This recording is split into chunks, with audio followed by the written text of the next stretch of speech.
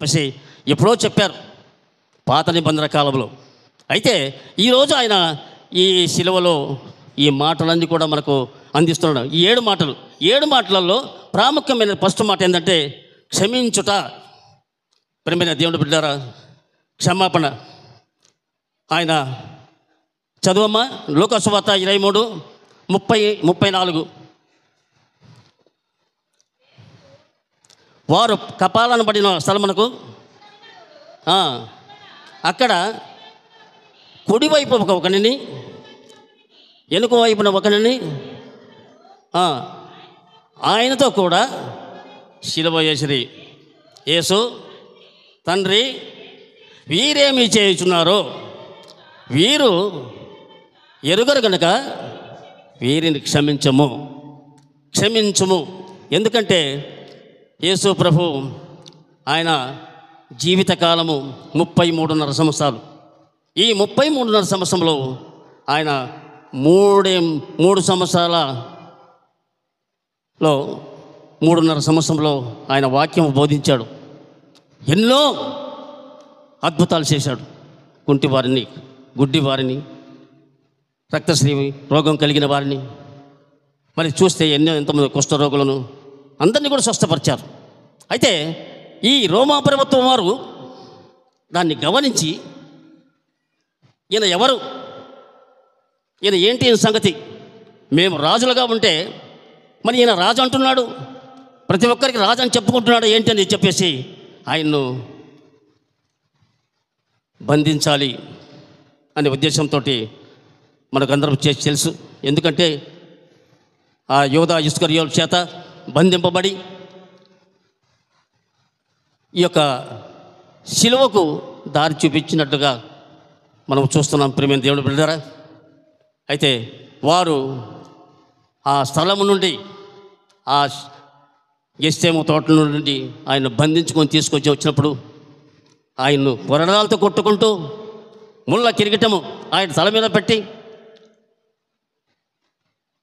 మరి శరీరం అంతా గాయములతోటి నిండబాడై దేవుణ్ణి వాడు దేవుడని గుర్తించలేదు. ప్రియమైన దేవుని బిడ్డలారా, గుర్తిస్తే ఈ పని చేయరు వారు. అందుకని శిక్ష వేసిన వారిని, ఆయన్ను పట్టుకొని బంధించిన వారిని, వారందరి కోసం కూడా ప్రార్థన చేశాడు. ఏం చేశాడు? ప్రార్థన చేశాడు.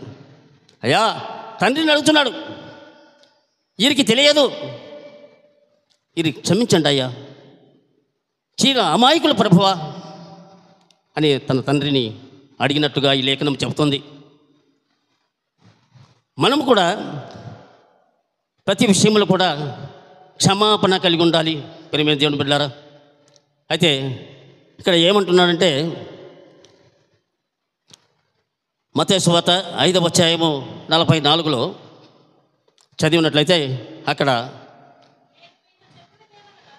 నేను మీతో చెప్పినదేమనగా మీరు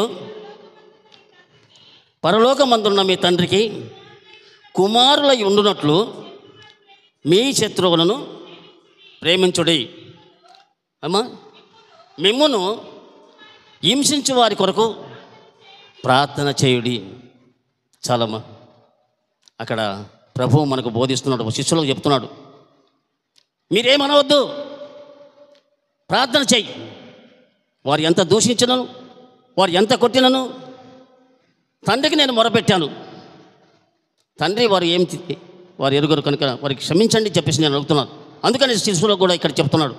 శిష్యులకే కాదు, మనం కూడా నేర్చుకోవాలి. ఈ యొక్క మత్తయి సువార్త 5వ అధ్యాయం 44 చదివినట్లయితే మనము హింస పెట్టే వాళ్ళు ఉంటారు, బాధ పెట్టే వాళ్ళు ఉంటారు, అసూయించుకునే వాళ్ళు ఉంటారు. కానీ మనము ఎదురు సమాధానం చెప్పకుండా, వారిని ఎలాంటిది కూడా బదులు మాట ఇవ్వకుండా మనము ప్రార్థన చేస్తే వారే మారుతారు, వారే దారిలోకి వస్తారు. అందుకని ఈ వాక్యము మీకు తెలియచేస్తున్నాను. ఈ యొక్క హింసించిన వారి కొరకు, మనల్ని బాధ పెట్టే వారి కొరకు, వీళ్ళందరికీ కూడా మనము చేసినట్లయితే వారు కూడా మారుతారని చెప్పేసి ఇక్కడ చెప్తున్నాడు. అయితే తండ్రి ఎవరు? పదానికే రక్షకుడు. ఈ రక్షకుడిగా యేసు నీ రాజ్యం వచ్చినప్పుడు జ్ఞాపకం చేసుకోమంటే యేసు అనగా రక్షకుడు. రక్షకుడిగా ఆ దొంగ గుర్తించినాడు. కాబట్టి మనందరినీ రక్షించడానికై, ఆయన రక్షించడానికై ఈ లోకానికి వచ్చినాడని ఆ యొక్క దొంగ, మరి కుడివైపున దొంగ జ్ఞాపకం చేసుకుంటూ రక్షకుడిగా గుర్తించినాడు. అంత మాత్రమే కాదు, యేసుక్రీస్తు రాజ్యాన్ని గుర్తు చూస్తున్నాం, యేసుక్రీస్తు రాజుగా గుర్తు చూస్తున్నాం. ఎందుకంటే యేసుక్రీస్తులో ప్రభుల వారు జన్మలోనే రాజుగా వచ్చాడు. యూదుల రాజు ఎక్కడ పుట్టి ఉన్నాడని ఆనాడు ఏ రోజు మహారాజు కానివ్వండి, లేకపోతే శాస్త్రజ్ఞులు కానివ్వండి, జ్ఞానులు, వీళ్ళందరి సంబంధం జరుగుతుంది. ఈనాడు కూడా నిజంగా ఆయన రాజే, పుట్టకలోనే రాజుగా ఉన్నాడు. ఆయన రాజకీయాన్ని చూపిస్తున్నాడు. బంగారం బోలం సమర్పించడుగా చూస్తున్నాం. రెండోదిగా ఆయన జీవితకాలం 33 సంవత్సరంలో 3.5 సేవా పరిచయ జీవితంలో ఆయన నిజంగా రాజుగానే పరిశుద్ధుడిగా జీవించాడు, పవిత్రగా జీవించినాడు. ఆయన ద్వారా కొన్ని అద్భుతాలు జరిగించబడ్డాయి, కొన్ని సూచన క్రియలు జరిగించబడ్డాయి. ఎవరు ఈ లోకంలో చేరినటువంటి గొప్ప గొప్ప సూచన క్రియలు, ఎంతోమంది వ్యాధిగ్రస్తులను స్వస్థపరిచడం చూస్తున్నాం. ఆయనలో నిజంగా వస్త్రములో మరి ఆశీర్వాద స్వస్థవరం ఉంది, ఆయన ఉమ్ములో స్వస్థవరం ఉంది, ఆయన మాటలో, ఆయన చూపులో ఉంది. అంత మాత్రమే కాదు, చనిపోయిన వారిని ఎవరూ లేవనెత్తలేదు. కానీ మొట్టమొదటిగా యేసుక్రీస్తుల ప్రభువారు చనిపోయిన లాజరును బ్రతికించాడు, పాడే ముట్టగానే. అంటే ఆయన రాజుగానే, ఆయన ఆజ్ఞాపించగానే సమస్త కార్యాలు జరిగి చూస్తున్నాం. చివరగా ఆయన మరణం కూడా రాజుగాని మలిచాడు. నువ్వు యూదుల రాజువా అంటున్నారు, నువ్వు అన్నట్టే అంటాడు కదా, నేను నీకు న్యాయం చేస్తా అన్నప్పుడే ఆయన అన్నాడు నువ్వు అన్నట్టే. నిజంగా ఆయన రాజుగానే ప్రకటించుకున్నట్టు చూస్తున్నాం. చివరగా మరణంలో కూడా ఆయన రాజుగానే గుర్తించారు. అందుకనే ఆ శిలువపై అయ్యాన్నారంటే నజరేయుడైన యేసు అని చెప్పి ఆయన శిలా పలక మీద శిలోమానుపై వేలాడబడి చూస్తున్నాం. అంటే నజరేయుడైన యేసు అని చూస్తున్నాం. క్రీస్తు దేవుడరా, అదొక స్వార్థ. ఈయన నజరేయుడైన యేసు లేకపోతే రాజు అని గుర్తించుగా చూస్తున్నాం. కాబట్టి క్రీస్తు దేవుడరా, మరి మన జీవితాల్లో ఒక లూకా సువార్త 23వ అధ్యాయంలో 39లో అంటాడు. నీకు చూడండి,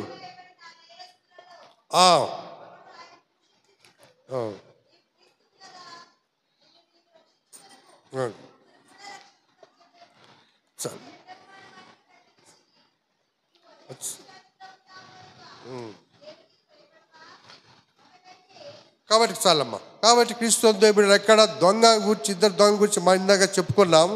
మరి ఆయన రాజుగా గుర్తించాడు, ఆయనకు రాజ్యం ఉందని తెలియజేసినాడు. అక్కడ యేసు ప్రభు వారికి సమాధానం చెప్తున్నాడు, నువ్వు నాతో కూడా పరదేశిలో ఉండు అన్నాడు. పరదేశి అంటే పరలోకం కాదు, నిత్య రాజ్యాంగం కాదు. పరదేశి అంటే ఒక విశ్రమ స్థలం. అందుకని దయచేసి చూడండి ఒకసారి ఎఫెసీ రాసిన పత్రిక 4వ అధ్యాయం 9వ వచనం. ఎఫెసీ రాసిన పత్రిక ఆరోహణమై అనగా ఆయన భూమి యొక్క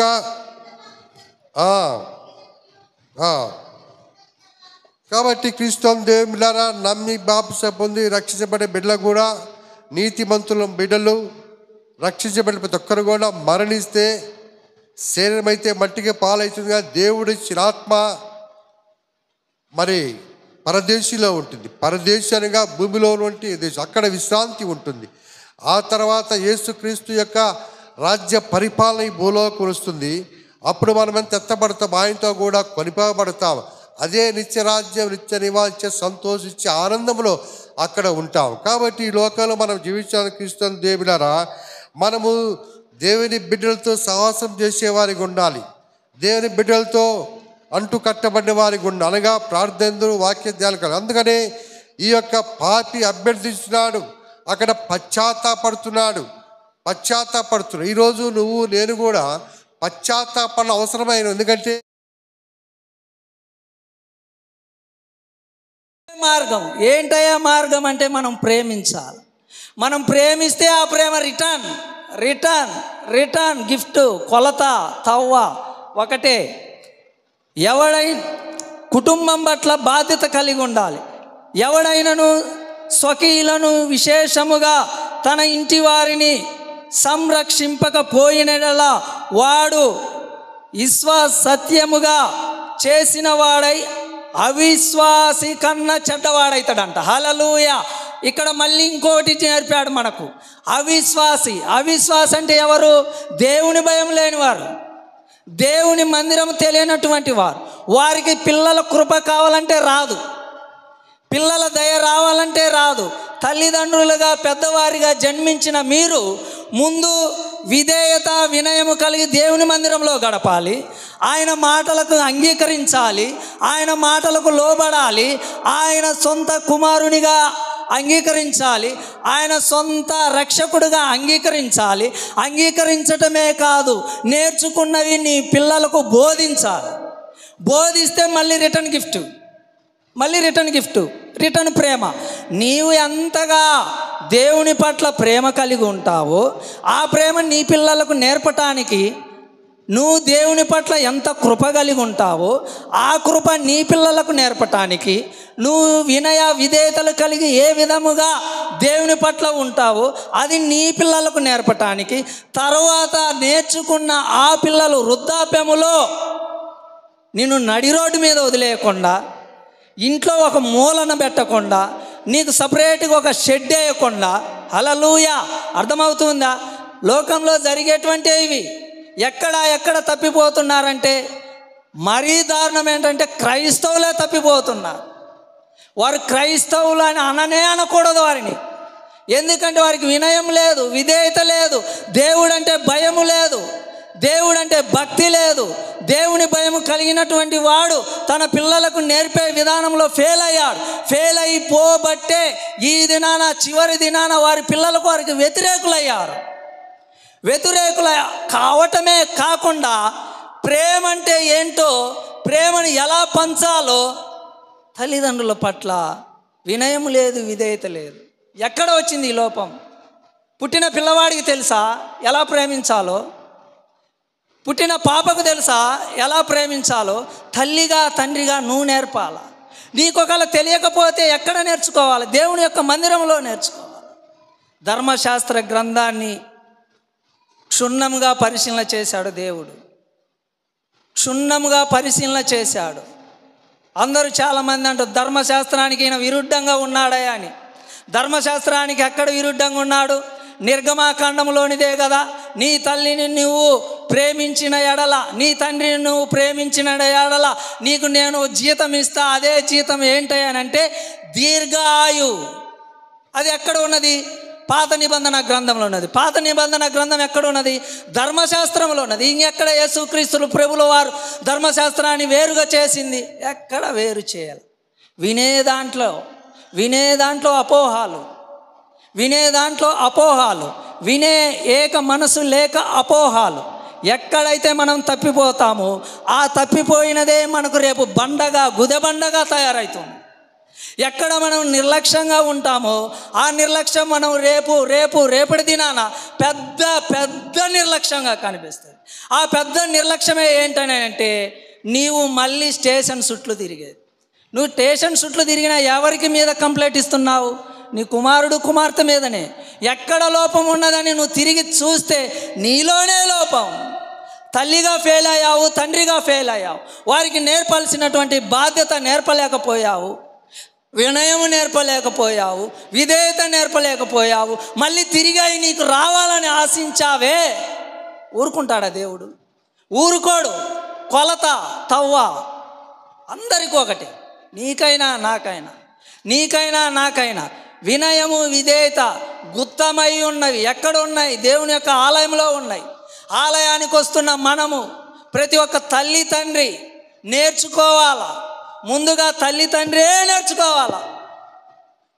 ముందు తల్లి తండ్రి నేర్చుకున్న తర్వాత పిల్లలను చిన్నగా నేర్పించాలా. నేర్పించిన తర్వాత నువ్వు నేర్పించిన దానికి కూలి పొందుకుంటావు.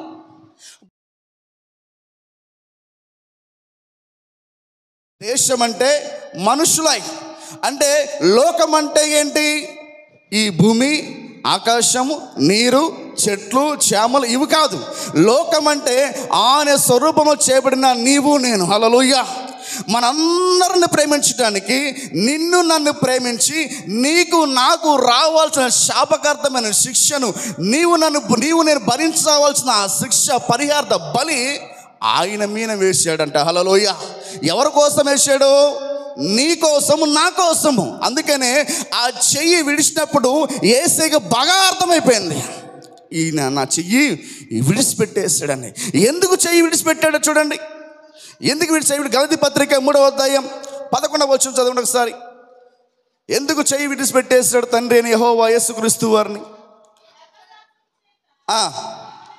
ధర్మశాస్త్రము చేత ఎవడును తండ్రి ఎదుట, దేవుని ఎదుట, మళ్ళీ చదువు, ధర్మశాస్త్రము చేత ఎవడును దేవుని ఎదుట నీతిమంతుడని ఏపించబడడు, తీర్చబడడు. సంగతి స్పష్టమే. ఏలయనగా నీతిమంతుడు విశ్వాస మూలముగా జీవించును. ధర్మశాస్త్రము విశ్వాసపరమైనది కాదు, కానీ దాన్ని అనుసరించువాడు వాటి వలనే జీవించును. ఆత్మను గూర్చిన వాగ్దానము విశ్వాసము వలన లభించినట్లు అబ్రహాము పొందిన ఆశీర్వాదము క్రీస్తు యేసు ద్వారా అన్యజనులు కలుగుటకై క్రీస్తు మన కోసము శాపమై మనల్ని ధర్మశాస్త్రం శాపం నుండి విడిపించును. ఇందుని గూర్చి వ్రాను మీద వేడైన ప్రతి వాడును శాపగ్రస్తుడని రాయబడి ఉంది. యేసుక్రీస్తు వారు ఇప్పుడు ఏలబడుతుంది ఎక్కడంటే మ్రాను మీద. మ్రాను మీద వేలబడుతున్న యేసుక్రీస్తు వారిలో ఏ దోషము లేదు, ఏ శాపము లేదు, ఏ పాపము లేదు. ఆయన నీతిమంతుడు. కానీ నిన్ను నన్ను నీతిమంతుడు చేయడానికి ఏ శాపం ఎరగని యేసుక్రీస్తు వారు నీ శాపాన్ని నా శాపాన్ని వేసుకొని మ్రాను మీద వేలాడుతున్నప్పుడు తండ్రి ఆయన చేతిని విడిచిపెట్టేశాడు. హల్లెలూయా. మీకు అందరికీ అర్థమవుతాడు ఇంకో మాట చూపిస్తాను చూడండి. 59వ యెషయా గ్రంథం 59వ అధ్యాయం 1-2 వచనాలు. రక్షింపనేరుకున్నట్లు యెహోవా హస్తము కొరచ కాలేదు. యేసుక్రీస్తు వారిని రక్షింపనేరుకున్నట్లు, లేకపోతే నిన్ను నన్ను రక్షింపక నేరుకున్నట్లు యెహోవా హస్తము కొరచ కాలేదు. కానీ చదవమ్మా. విననేరకున్నట్లు ఆయన చెవులు మందము కాలేదు. యేసయ్య పిలుస్తున్నప్పుడు, అయ్యా నా దేవా నా దేవా నా చెయ్యి ఎందుకు విడిచావన్నప్పుడు, యేసయ్య కేకలు పెడుతున్నప్పుడు ఎందుకు యేసయ్య తండ్రి అని యెహోవా చెవులు పెట్టుకోలో తెలుసా? చదువమ్మా. మీ దోషములు మీకును మీ దేవునికి అడ్డముగా వచ్చును, మీ పాపములు ఆయన ముఖమును మీకు మరుగుపరచును గనుక ఆయన ఆలపింపకున్నాడు. అంటే నీ నా దోషాలు, నీ నా పాపాలు ఇప్పుడు ఎవరి మీద ఉన్నాయి? యేసుక్రీస్తు వారు ప్రభు మీద ఉన్నాయి. కాబట్టి తండ్రి అని యెహోవా యేసయ్య చేయబట్టుకోవాలంటే అడ్డుగా ఉన్నది తెలుసా? పాపం ఉంది. యేసయ్యలో పాపం లేదు కదా, యేషంలో నేరం లేదు కదా, యేసయ్య దోషం లేదు కదా. కానీ యేసయ్య నీతిమంతుడే. కానీ మనందరం పాపలము, మనందరం దోషులము, మనందరి నిమిత్తమై మనందరి నీతిగా చేయడానికి ఏ పాపం ఎరుగని నీతిమంతుడు యేసయ్య నిన్ను నన్ను నీతిమంతులు చేసి తండ్రి ఎదుట తండ్రి సింహాసనం మీద కూర్చుండబెట్టడానికి తండ్రి తన కుమారుని చేతులు విడిచిపెట్టేశాడు. హల్లెలూయా. హల్లెలూయా. కాబట్టి ఇది తెలియక ఇంకా మనము పల్లుమార్లు పాపాలు చేస్తూనే ఉన్నాము. అని మరలా సిలువకు అప్పచెప్పుతూనే ఉన్నాం. దయచేసి గమనించండి. యేసుక్రీస్తు వారు చెయ్యి విడనాడడానికి కారణం అంటే నీవు నేనే. యేసుక్రీస్తు వారు ఆ రోజు నగ్నంగా సిలువలో భూమికి ఆకాశం మధ్యలో వేలాడబడుతూ నా దేవా నా దేవా నా చెయ్యి ఎందుకు విడిచావని ఆర్తనాదతో ప్రార్థన చేయడానికి కారణం ఏంటంటే నా దోషం మరణ శిక్ష. మనకు రాసిన మరణశిక్ష ఆయన భరించాడు. మనకున్న ఆ దోషము పాపములు కూడా యేసుమిని పట్టడం వల్ల యేసయ్య చెయ్యి దేవుడు విడిచిపెట్టేసాడు. కానీ ఈరోజు కూడా మనందరూ ప్రార్థన చేస్తున్నాం, మన ప్రార్థన ఆలకించట్లా. మనందరూ ప్రార్థన చేస్తున్నాం, మన ప్రార్థన ఆలకించట్లా. ఎంతో భక్తి చేస్తున్నాము, ఎంతో ఉపవాసం ఉంటున్నాం, ప్రార్థన చేస్తున్నాము, పరిచర్య చేస్తున్నాము, పాటలు పాడుతున్నాము. కానీ మన జీవితాల్లో కార్యాలు జరగట్ల కారణం ఏంటంటే మనం భక్తి చేస్తున్నాము కానీ ఇంకా పాపాన్ని విడిచిపెట్టట్లా.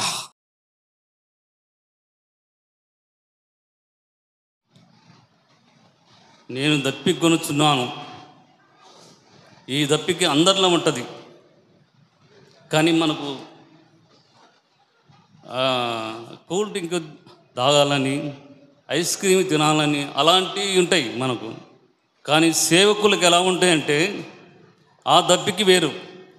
ఈరోజు మన పాస్టర్ ఆయన దప్పికి తీర్చుకున్నాడు. నాకు చాలా సంతోషంగా ఉంది. ఆ దప్పిక ఎన్ని సంవత్సరాల నుంచి కనిపెట్టి ఉన్నాడో చూడండి. ఎవరన్నా అనుకున్నారా పాస్టర్ గారు ఆయన దప్పికి తీర్చుకున్నాడని? మీకు తెలియటం లేదు. తెలిసే ఉన్న వాళ్ళకి తెలిసే ఉంటుంది. ఆయన ఎంత నిష్ఠతో, ఎంత గరిష్టతో వాళ్ళను సాధన చేసి వాళ్ళను లోపర్చి దేవుని వైపు నడిపించాడు. 15 మందికి ఆయన బాప్తిసం ఇవ్వగలిగాడంటే అది దాహము. యేసుక్రీస్తు కూడా ఆ దాహమే కొనున్నాడు. ఆయన చచ్చిపోయే ముందు ఇంకా కొన్ని నిమిషాలలో చనిపోతాడు. అయినా కూడా ఆయన దాహము తీరటం లేదు. అక్కడ తండ్రి చెయ్యి వదిలిపెట్టాడు, అయినా బాధపడలేదు. దాహం సంపాదించు, నువ్వు నెగ్గు, నువ్వు దాహానికి మంచి మార్గం చూపించిన వాడు అవుతావు అని ఆయన్ని ఈ లోకానికి పంపించి ఇక్కడ ఉదయించిన కుమారుడు ఆయన ఉదయించినప్పుడు, ఆయన ఇక్కడ జన్మించినప్పుడు వెలుగు ప్రకాశించింది. ఏ వెలుగు? నక్షత్రం వెలుగు ప్రకాశించి ప్రపంచమంతా తెలిసిపోయి అందరూ అక్కడికి వచ్చి యేసయ్యను చూశారు. కానీ అదే యేసయ్యకు, ఆ యేసయ్యకే ఈ గడియ వచ్చేసరికి దేశమంతా చీకటైంది. చీకటిలో మగ్గుతున్నాడు. ఎంట ఉన్న శిశువులంతా పరారైపోయారు. ఎవరు లేరు. ఒక్కడన్నా సహాయం చేసేవాళ్ళు లేరు. ఒక్కడన్నా చూద్దామంటే లేరు. వాళ్ళని ఎంత ప్రవీణులను చేశాడు. చదువురాని మూర్ఖులను ఆయన ఎంట పెట్టుకొని, చేపలు పట్టే వాళ్ళను, చదువురాని వాళ్ళను ఎంట పెట్టుకుని వాళ్ళను జ్ఞానం తెలియపరిచి జ్ఞానంతో వాళ్ళను అన్ని విధాల స్వస్థపరుస్తూ ఆరోగ్యాన్ని బాగు చేస్తూ వాళ్ళను అంతా ప్రావీణ్యులుగా చేస్తే వాళ్ళు తప్పిపోయారు. ఒకడేమో మోసం చేసి 30 ఏళ్లకు దేవుణ్ణి నమ్ముకొని శిలోకు అప్పచెప్పాడు. ఆ రకంగా ప్రతి ఒక్కడు ఆదాయం కోసం ప్రాకులాడుతుంటాడు. యేసయ్య జన్మించినప్పుడు వెలుగు వచ్చింది, వెలుగు ప్రకాశించింది. ఆ వెలుగు ప్రపంచానికే వెలుగైపోయింది. ఈరోజు ఆయనకు దేశమంతా చీకటి కమ్మింది. అది 3 గంటలకు. అప్పుడు అంటున్నాడు, నాకు దాహం వేస్తున్నది, నేను దాహం కొని ఉన్నాను అంటున్నాడు. మరి మనం దాహం ఇవ్వగలమా? ఆయనకు దాహం తీర్చగలమా? ఒక్కరైనా ఇప్పుడు మనకు ఇక్కడ ఇచ్చారు కొంతమంది దాహం. ఆ రకంగా చిన్నలేమి, పెద్దలేమి, స్త్రీలేమి, పురుషులేమి, వృద్ధులేమి యేసయ్యకు దాహం తీర్చాలి అనే మనసులో ఉండాలి. మనసులో ఉంచుకొని దేవునికి అనుకువగా మెలకువగా ఉండి దేవుని లేఖనాలను పరిశీలిస్తూ దేవుని వాక్యం చదువుతూ దేవుని పట్ల భయభక్తులు కలిగి ఉండాలి. ఎందుకంటే మనం పాపలం, జన్మే పాపం, పాపంలోనే పుట్టిన వాళ్ళం, పాపంలోనే బ్రతుకుతున్నాం. ఇది పాపము అని చెప్పలేకపోతున్నాం. ఆ పాపాల కోసమే ఆయన శిక్షను అనుభవిస్తున్నాడు. దేవుడు ఎంత గొప్పవాడు చూడు. అందరినీ ప్రేమిస్తున్నాడు. నిన్ను, నన్ను, ఎర్రగుండోలను, తెల్లగుండోలను, అందంగుండోలనే కాదు ఆయన ప్రేమించేది. ప్రతి ఒక్కళ్ళను,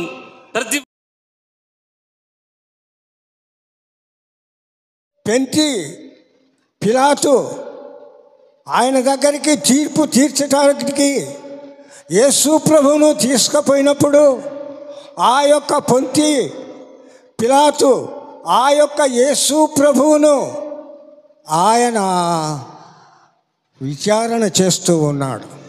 అయితే యూదులు ఈయన అయ్యో మా జనాంగాన్ని ఈయన ఆయన వైపుకు మళ్ళించాలని మా జనాలందరినీ మార్పు చేస్తూ ఉన్నాడు. ఇప్పుడు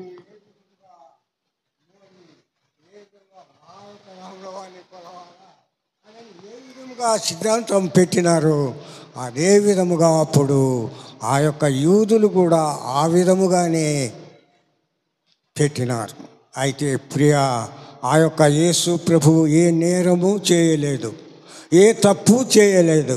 కానీ ఆయన మీరు మారు మనసు పొంది పాప క్షమాపణ నిమిత్తము మీరు రక్షణ పొందండి అనేటువంటి మాట తండ్రి అయినటువంటి దేవుడు ఏ మాట అయితే యేసు ప్రభువుకు చెప్పి ఆ యొక్క ఈ లోకానికి మానవులను రక్షించుటకు మానవ అవతారముగా ఈ లోకానికి యేసు ప్రభువును పంపించినాడు. అదే విధముగా యేసు ప్రభువు కూడా ఆ యొక్క తండ్రి చెప్పినటువంటి మాటను దాటకుండా ఆయన సొంత కల్పితమైనటువంటి మాటలు ఏ మాటలు ఆయన చెప్పలేదు. ఏ కల్పితమైనటువంటి మాటలు యేసు ప్రభువు చెప్పలా.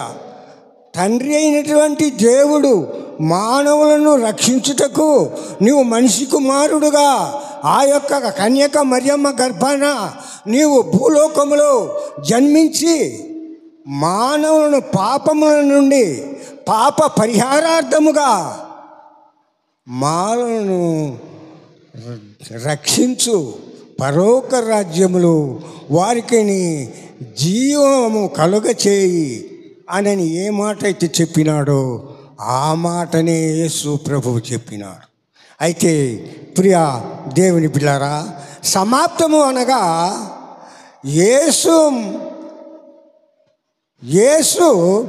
మరణము ద్వారా మానవులకు మానవ పాపము క్షమింపబడుతున్నది. ఎప్పుడు ఆయన యొక్క మరణము అనగా యేసు మరణానికి గుర్తు ప్రభువా. అయితే ప్రియ దేవుని బిడ్డలారా, యేసు ఆ యొక్క మరణమును ఆయన శాపముగా మారినది. మరణము ఏంటంటే అలనాడు ఆదాము అవ్వలకును ఏదైనా తోట వనములు వేసి ఇదిగో మీరు ఈ పండ్లు తినండి, అదిగో ఆ చెడ్డ చెట్టు పొలంలో మీరు తినబాకండి, ఆ తిన్న దినమున మీరు సస్తారు, మీరు మరణమవుతారు, కనుక మీరు ఆ చెడ్డ చెట్టు పండ్లు తినబాకమని దేవదేవుడు చెప్పినాడు. అయితే సైతాను ఆ యొక్క ఆదాము అవ్వకను ఆ యొక్క సైతాను ఆ యొక్క శాపము ద్వారా ఆయన దేవుడు పాపము ద్వారా మానవులకు శాపము అనుగ్రహించబడ్డాడు. ఆ శాపమే మానవులకు ఈనాడు పాప కోపములు ఆ యొక్క ముంచి వేస్తున్నది. అందుకనే ప్రియ దేవుని పిలుగురా, యేసు మానవ పాపముల నిమిత్తములను ఆయన శిలువ మరణము పొందినంతగా ఆయన శిలువలో ఆయన రక్తమును కార్చినాడు. ప్రియ దేవుని బిడ్డలారా, అయితే ఆయన రక్తము ద్వారా మానవులకు రక్షణ మార్గములో నడిపించటానికి, మానవులను పాప విమోచన చేసి మానవులను దేవుని యొక్క రక్షణ మార్గములో నడిపించి ఆ యొక్క జీవము కలిగినటువంటి దేవుని యొక్క సన్నిధానమునకు మానవులను చేర్చి దేవుని యొక్క జీవ మార్గములో మానవులను రక్షించటానికి ఆయన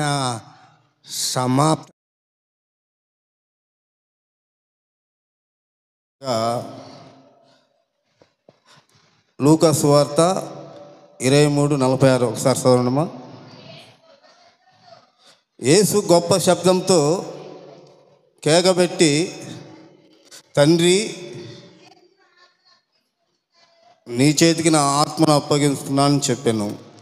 అయితే దేవుడు ఆయన ఈ లోకానికి వచ్చిన రీతిని బట్టి ప్రతి ఒక్క పని తండ్రి చిత్తానుసారంగా జరిగించి లాస్ట్గా తండ్రి నీ చేతికి నా ఆత్మను అప్పగించుకుంటున్నాను అని యేసయ్య చెప్పినాడు. ఆయన యేసయ్య దేవుడు, గొప్ప దేవుడు, మనల్ని సృజించినవాడు. ఆయన ఆయన చనిపోవాలని ఏమి లేదు. కానీ ఎందుకు చనిపోయిందంటే మనందరికీ తెలుసు.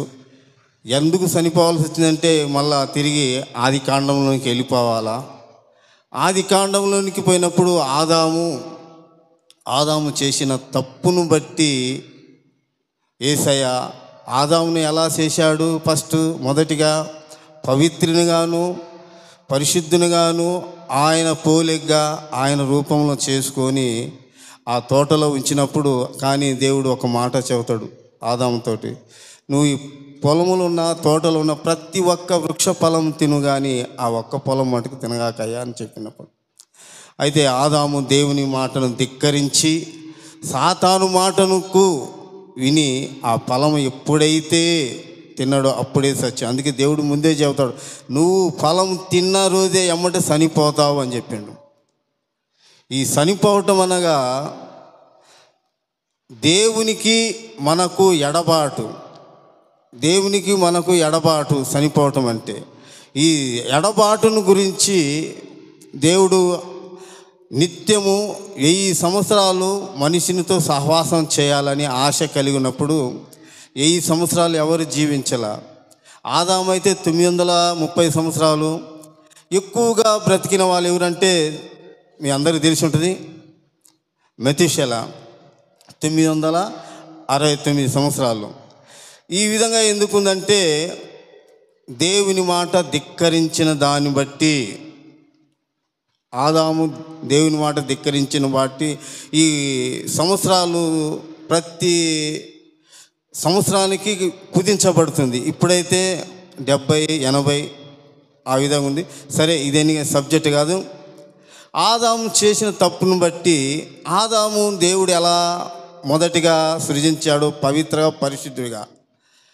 ఈ పరిశుద్ధతను పవిత్రతను ఆదాము తాకట్టు పెట్టి, దాన్ని బట్టి దేవుడు మళ్ళా ఈ భూలోకానికి వచ్చి పవిత్రతగాను పరిశుద్ధతగాను ఉండి జీవించి ఆయన ప్రాణాన్ని క్రయధనంగా పెట్టి మనల్ని ఆయన దగ్గరగా చేర్చుకున్నారు. ఎందుకంటే ఈ లోకంలో మనం జీవిస్తున్న వారం కాబట్టి ప్రతి ఒక్కరము పాపులం. ఎందుకంటే ఈ పాపము ఆదాము నుంచి మనకు సంక్రమించింది కాబట్టి మనం జీవించిన జీవితంలో ప్రతి విషయము, మనం చేసే పనిని, మనం చేసే ప్రతి ఒక్కటి దేవునికి తెలుసు. మనము పుట్టక మునిపే దేవునికి తెలుసు. కీర్తనల గ్రంథము 39వ అధ్యాయం 16 వచనం చదవడమ్మా.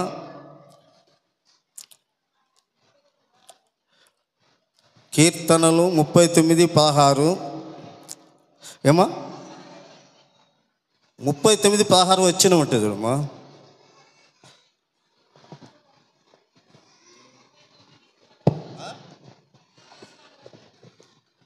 కీర్తనలు 139.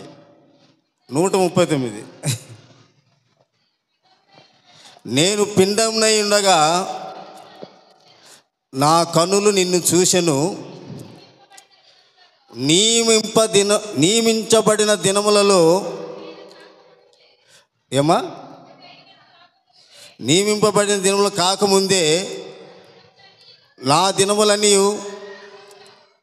నీ గ్రంథములో లెక్కితమాయను. అంటే దీనికి అర్థం ఏంటంటమ్మా, మనము మన తల్లి గర్భంలో పిండంగా ఉన్నప్పుడు దేవుని కన్నులు మనము చూసినాయి. మనము పుట్టిన నాటి నుండి మనం ఎప్పుడు పుడతామో ఎప్పుడు చస్తామో ఆయన గ్రంథములో లెక్కించబడ్డాయని దావీదు మహారాజు రాసినాడు.